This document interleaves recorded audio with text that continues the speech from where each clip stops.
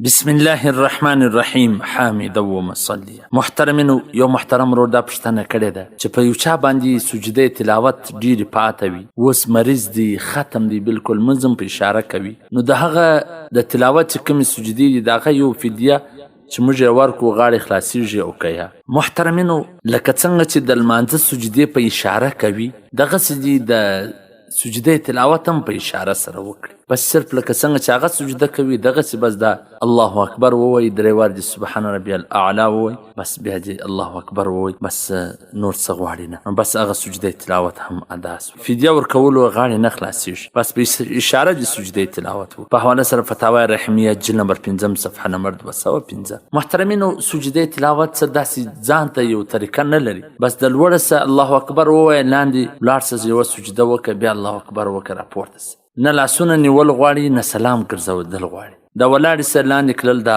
مستحبه طریقه ده. بس چې څومره ډېرې سجدې تلاوت پر تا باندې پاته دي، بس په دغه طریقه سره چې کله ستا غالب ګمان دا سو چې اوس ختم سوی بیا پرېږده. والسلام. ستاسو د دیني او شرعي پوښتنو جوابونکی مولوي عبدالرحمن صمیم صاحب.